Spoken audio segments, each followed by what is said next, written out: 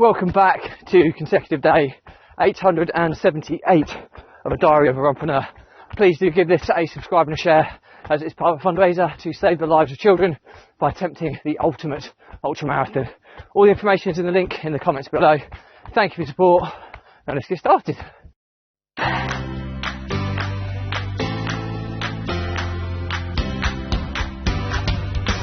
So, consecutive day 878 of a Diary of a Runpreneur.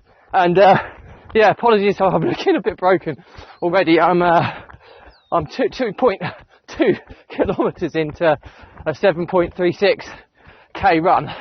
And yeah, the island of Mykonos in Greece is living up to its reputation as a windy island. My word, it must be 30, 40 mile an hour gusts, and climbing up a shed load of elevation today, 170 odd metres of elevation in this short run, into a headwind for half of it is just absolutely brutal. That's up there with some of the toughest runs I've done. That 2.2 kilometres is up there with some of the toughest 2.2 kilometres I've ever run. So, and I've run a lot of kilometres.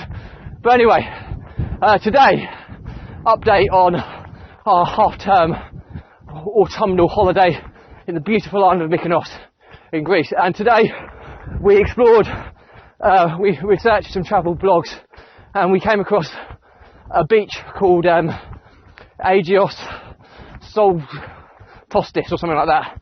I can't pronounce it, but it's on the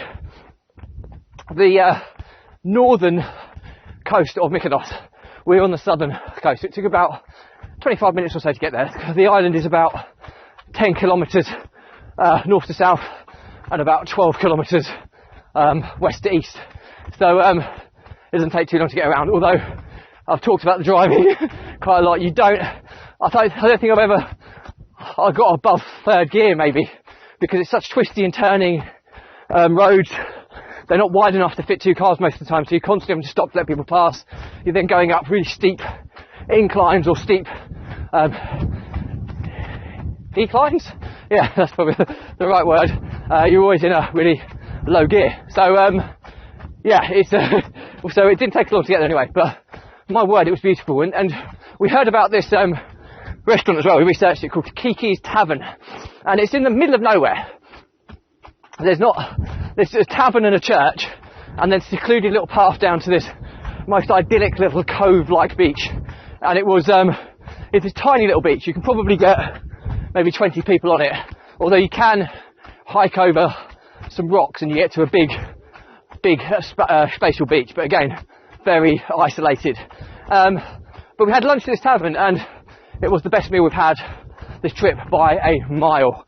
They've got no electricity at this restaurant, so it's all done by kind of grill and salads, and it's just so authentic. I mean, there was about 12 different salads to have, and we had maybe 6 of them, freshly baked bread in like a fire kiln, if that makes sense.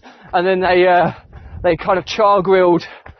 We had a whole calamari, so a whole squid, the juiciest, fattest pork chop you've ever seen, and the biggest, most succulent chicken thigh, all marinated in Greek herbs and spices, and it was just exquisite.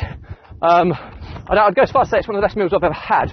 So, and super cultural, super authentic, and it's, you know, something's right when you're in the middle of nowhere and people are queuing up, because you can only fit about maybe 15 tables in there, maybe, no, even less than that, maybe 10 tables in there.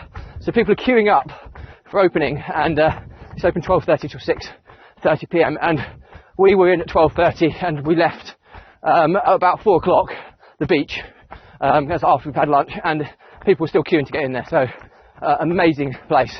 So yeah, I think that's just what happens when you explore. I mean, so many people come to Mykonos, big clubbing scene here.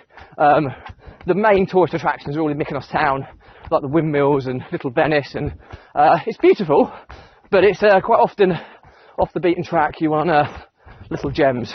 So the moral to today's story is, I think I've done this moral to the story before, but really do venture off the beaten track because that's where you really connect with the local culture and communities, and you unearth hidden gems.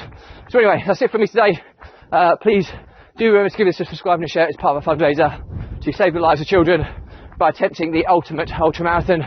All the information is in the link in the comments below. Thank you for your support as always. Stay positive, stay happy, and I'll see you again tomorrow.